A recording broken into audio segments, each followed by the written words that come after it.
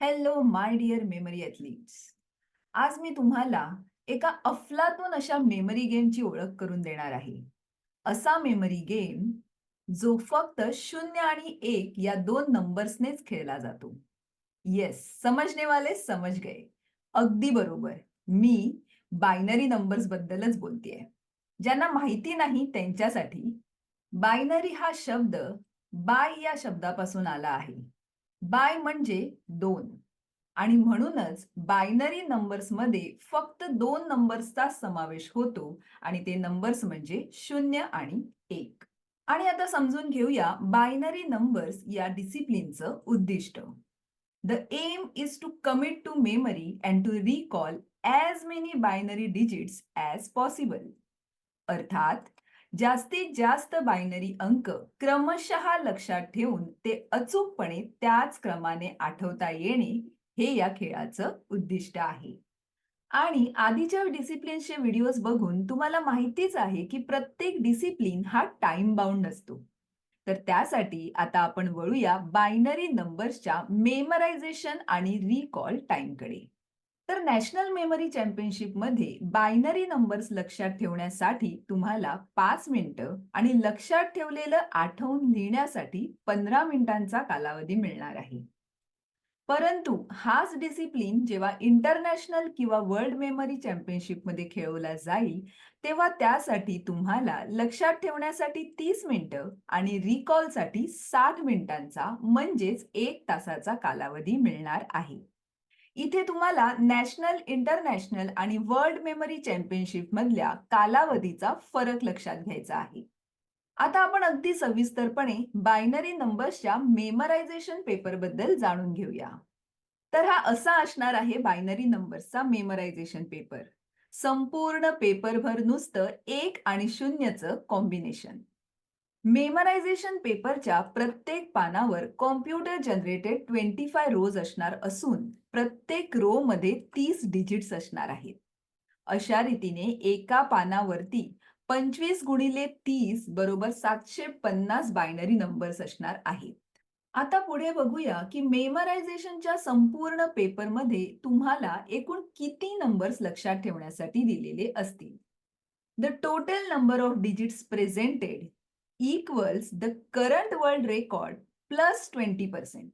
म्हणजेच अगदी अलीकडे नुकतीच जी चॅम्पियनशिप झालेली असेल, त्यामध्ये जो वर्ल्ड रेकॉर्ड सेट झाला असेल, त्या नंबर्सपेक्षा 20% जास्त नंबर्स तुम्हाला तुमच्या मेमरायझेशन पेपरमध्ये मिळतील.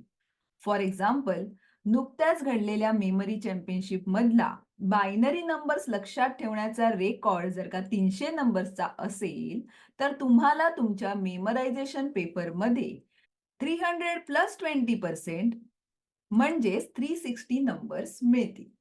आणि जर का त्यापेक्षाही जास्त नंबर्सची तुमची प्रॅक्टिस झाली असेल, तर चॅम्पियनशिपच्या 1 महिना आधी परीक्षकांना विनंती केल्यास तुम्हाला अधिक नंबर्स उपलब्ध करून दिले जातात. आता मला सांगा, की तुम्हाला माहीत आहे का, की चॅम्पियनशिपमध्ये ट्रान्सपरंट फिल्म सुद्धा वापरता येतात. ट्रान्सपरंट फिल्म म्हणजे आयताकृती पारदर्शक पेपर. मेमरी ॲथलीट्सच्या सोयीसाठी चॅम्पियनशिपमध्ये ट्रान्सपरंट फिल्म वापरायची मुभा सुद्धा दिलेली आहे. कारण बायनरी नंबर्स 1-1 असे सेपरेटली लक्षात न ठेवता 3-3चे, 4-4चे किंवा 6-6चे ग्रुप करून लक्षात ठेवतात. हे ग्रुप करण्यासाठी काही ॲथलीट्स मेमरायझेशन पेपरवर उभ्या रेषा मारतात. या उभ्या रेषा मारण्यासाठी मेमरायझेशन टाइममध्ये ॲथलीट्सचा वेळ वाया जाऊ नये म्हणून काही मेमरी ॲथलीट्स ट्रान्सपरंट फिल्म वापरतात. या फिल्मवर ॲथलीट्स आधीच जितक्या नंबरचे ग्रुप त्यांना मेमरायझेशनसाठी हवे आहेत, तितक्या नंबर्स नंतर त्या ट्रान्सपरंट फिल्मवर मेमरायझेशन टाइम सुरू होण्यापूर्वीच उभ्या रेषा मारून ठेवतात. आणि मग मेमरायझेशन पेपर मिळाल्यावर त्या फक्त त्यावर ठेवतात आणि क्षणाचाही विलंब न लावता मेमरायझेशन स्टार्ट करतात. मात्र वापरणार असलेल्या ट्रान्सपरंट फिल्म्स चॅम्पियनशिप पूर्वी परीक्षकांकडून मंजूर करून घ्याव्या लागतात आणि मेमरायझेशन टाइम संपल्यानंतर त्या स्पर्धकांनी परीक्षकांकडे सबमिट करायच्या असतात. तर आता आपण पाहूया बायनरी नंबर्सचा रिकॉल पेपर कसा असणार आहे तो. लक्षात ठेवलेले नंबर्स लिहिण्यासाठी अशा प्रकारचा रिकॉल पेपर तुम्हाला चॅम्पियनशिप हॉलमध्ये दिला जातो. रिकॉल टाइम संपल्यानंतर रिकॉल पेपर कलेक्ट केला जातो व तुम्हाला मार्क दिले जातात. प्रत्येक रोचं मार्किंग सेपरेटली होणार आहे.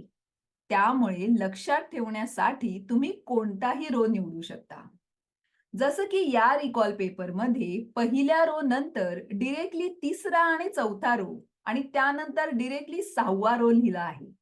अशा प्रकारे कोणताही रो तुम्ही निवडू शकता. परंतु जर तुम्ही मधले काही रोज वगळून पुढचे रोज लिहिणार असाल, तर मात्र त्याचा उल्लेख तुम्ही स्पष्टपणे रिकॉल पेपरमध्ये करायला हवाय. किंवा लिहितानाच योग्य रो समोर योग्य ते नंबर्स तुम्ही लिहिले पाहिजेत.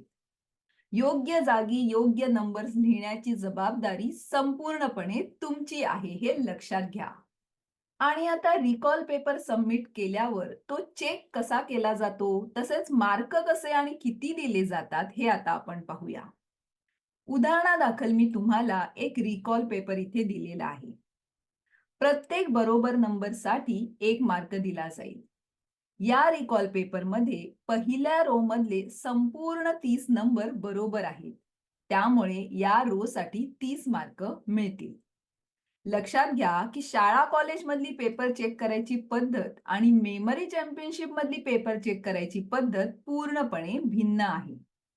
शाळा कॉलेजमध्ये 30 मार्काच्या पेपरमध्ये समजा आपल्या 2 चुका झाल्या तर 2 मार्क वजा करून 28 मार्क दिले जातात. परंतु चॅम्पियनशिपमध्ये मात्र रूल्स पूर्णपणे वेगळे आहेत. सर्व रूल्स तुम्हाला छानपणे कळावेत आणि काहीही कन्फ्युजन होऊ नये म्हणून मी तुम्हाला प्रत्येक रूल एका सेपरेट स्लाइडवर रिकॉल पेपरच्या उदाहरणासहित एक्सप्लेन केलेला आहे. चला तर मग समजून घेऊया रूल नंबर 1. रूल नंबर 1 सांगतोय, one mistake in a row of 30 numbers means 50% deduction for that row, that is 15 marks. अर्थात 30 नंबरच्या एका रो मध्ये जर तुमची एक मिस्टेक झाली असेल तर तुमचे 50% मार्क कमी होणार. उदाहरणार्थ हा रिकॉल पेपर पहा. यामध्ये 12वा नंबर चुकलेला आहे. त्यामुळे इतर सर्व नंबर्स बरोबर असून सुद्धा या रो साठी 15 मार्क दिले जातील. कारण रूल काय आहे? One mistake equals to 50% marks reduction. Now let's move towards rule number 2. Rule number 2 सांगतोय, 2 or more mistakes in a row of 30 numbers scores 0 for that row. अर्थात 30 नंबरच्या एका रो मध्ये जर तुमच्या 2 चुका झाल्या असतील तर तुम्हाला त्या पर्टिक्युलर रो साठी 0 मार्क देण्यात येतील. उदाहरणार्थ हा रिकॉल पेपर पहा. यामध्ये 12वा आणि 16वा नंबर चुकलेला आहे. त्यामुळे इतर सर्व नंबर्स बरोबर असून सुद्धा या रो साठी तुम्हाला 0 मार्क दिले जातील. कारण रूल काय आहे? 2 mistakes equals to 0 marks for that row. तर वळूया रूल नंबर 3 कडे. रूल नंबर 3 सांगतोय, any gap or blank box is considered as a mistake. अर्थात रिकामी जागा किंवा रिकामा बॉक्स सुद्धा एक चूकच आहे. उदाहरणार्थ हा रिकॉल पेपर पहा. इथे पाठ करून लिहिलेल्या 2 रो मधील 60 नंबर्स पैकी पहिल्या रो मधील 2 नंबर्स आठवले नाहीत म्हणून 29 आणि 30 नंबरचा बॉक्स रिकामा ठेवलेला आहे. नंबर आठवले नाहीत म्हणजेच तुम्ही लक्षात ठेवण्यासाठी कमी पडलात. आणि मेमरी चॅम्पियनशिप मध्ये आपण किती लक्षात ठेवू शकतो याचीच तर परीक्षा घेतली जाते. आणि म्हणून रिकामा बॉक्स ठेवणं ही चूक मानली जाते.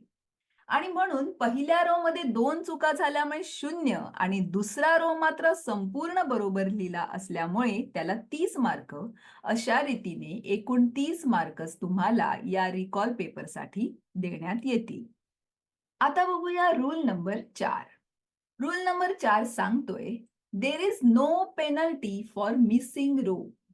अर्थात संपूर्णपणे रिकाम्या ठेवलेल्या रोचे मार्क वजा होणार नाहीत.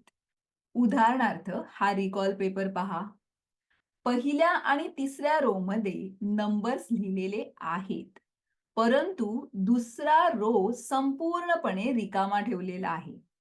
असं असून सुद्धा इथे कुठेही रिकाम्या रोसाठी मार्क वजा होणार नाहीत. कारण जसं मी आधी सांगितलं, तसं प्रत्येक रोला स्वतंत्रपणे मार्क देण्यात येणार आहे. त्यामुळे एखाद्या रो मधील नंबर्स आठवताना काही कन्फ्युजन झाल्यास तो संपूर्ण रो सोडून देऊन तुम्ही पुढील रोकडे वळू शकता.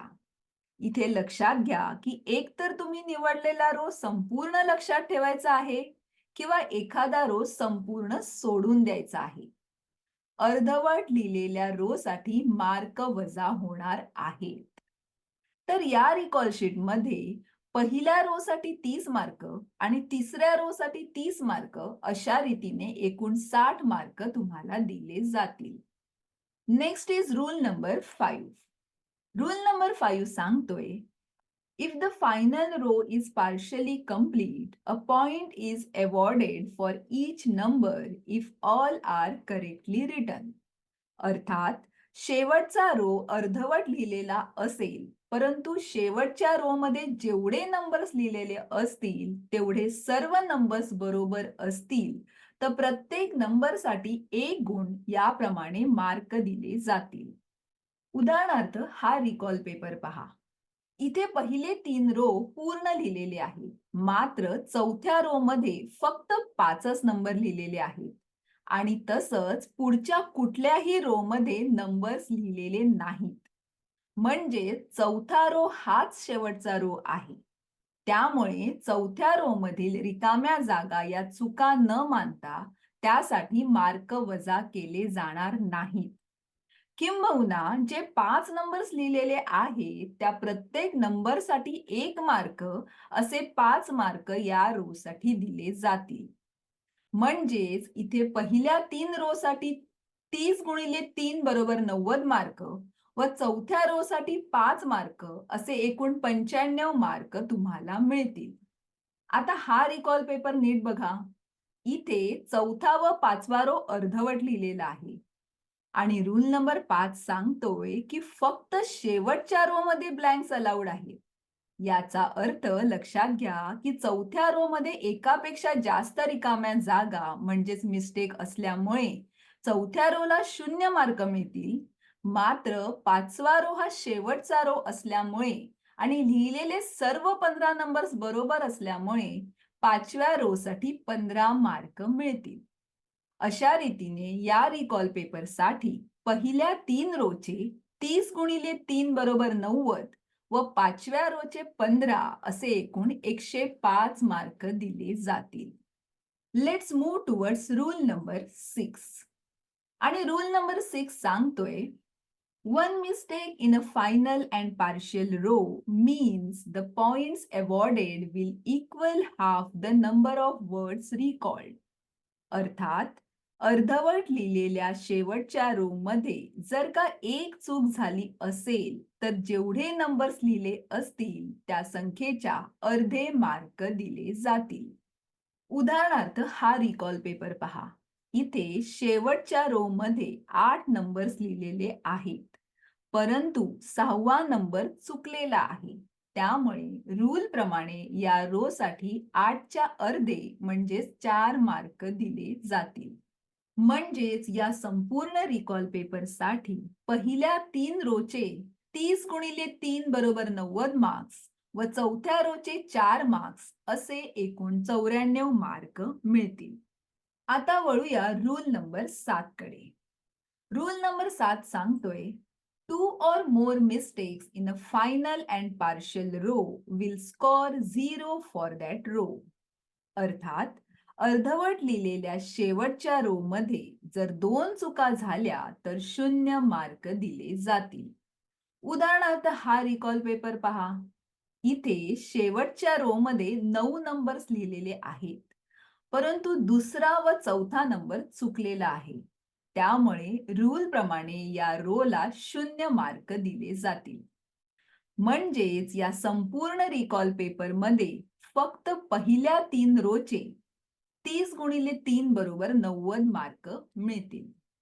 आता वळूया साध्या सोप्या आणि तुमचा मार्क वाढवणाऱ्या रूलकडे, म्हणजेच रूल नंबर 8 कडे. रूल नंबर 8 सांगतोय, if score includes a half marks, it is to be rounded up. अर्थात जर का दिलेल्या मार्कात अर्धा मार्क असेल, म्हणजेच उदाहरणार्थ 105.5 ही तुमच्या मार्कांची बेरीज येत असेल, तर हे मार्क राउंड अप करून 106 देण्यात येतील. आणि आता सरतेशेवटी आपण पोहोचलेलो आहोत शेवटच्या रूलकडे. Rule number 9. बायनरी नंबर्सचा विजेता घोषित करताना समजा दोन ॲथलीट्सच्या गुणांची बरोबरी होत असेल, तर या ॲथलीट्सनी लिहिलेल्या अशा रोज चेक केल्या जातील ज्या रोजमध्ये त्यांना 0 मार्क मिळाले. अशा चुकलेल्या रोजमध्ये प्रत्येक बरोबर लिहिलेल्या बायनरी नंबरसाठी एक निर्णायक गुण दिला जाईल आणि मग सर्वाधिक निर्णायक गुण मिळालेला ॲथलीट विजेता घोषित केला जाईल. तर असा होता बायनरी नंबर्सचा मार्किंग क्रायटेरिया. सुरुवातीला हे रूल समजून घेताना तुमचा थोडासा गोंधळ होऊ शकतो. परंतु 1-2 वेळा व्हिडिओ गो थ्रू केला की तुमच्या सर्व शंकांचं सहज निरसन होऊन जाईल. आणि तरीही काही शंका असेल तर तुम्ही मला कमेंट बॉक्समध्ये लिहू शकता. तुम्हाला तुमच्या प्रश्नाचं उत्तर नक्की दिलं जाईल. ओके देन, आजच्या व्हिडिओमध्ये आपण इथेच थांबूया. पुढील व्हिडिओमध्ये बायनरी नंबर्स लक्षात कसे ठेवायचे हे शिकवून मी लगेचच तुमची एक परीक्षा सुद्धा घेणार आहे. आणि रिकॉल पेपर सबमिट करायच्या आधी कोणत्या गोष्टींची काळजी घ्यायची, चॅम्पियनशिपमध्ये वेळेचं नियोजन कसं करायचं, अशा काही महत्त्वाच्या टिप्स सुद्धा मी तुम्हाला देणार आहे. तर मग आजचा व्हिडिओ तुम्ही लाईक केलात का? Thank you. आणि पुढचा व्हिडिओ रिलीज झाल्या-झाल्या तुमच्यापर्यंत पोहोचण्यासाठी चॅनल सबस्क्राईब करून बेल आयकॉनवर क्लिक सुद्धा करून ठेवा. आणि तुमच्यासारखंच काहीतरी भन्नाट करू इच्छिणाऱ्या तुमच्या ओळखीच्या मंडळींमध्ये हा व्हिडिओ शेअर सुद्धा नक्की करा. तर लवकरच भेटूया पुढील व्हिडिओमध्ये, कारण तुम्ही आहात मेमरी ॲथलीट आणि तुम्हाला बनायचं आहे मेमरी चॅम्पियन. Thank you.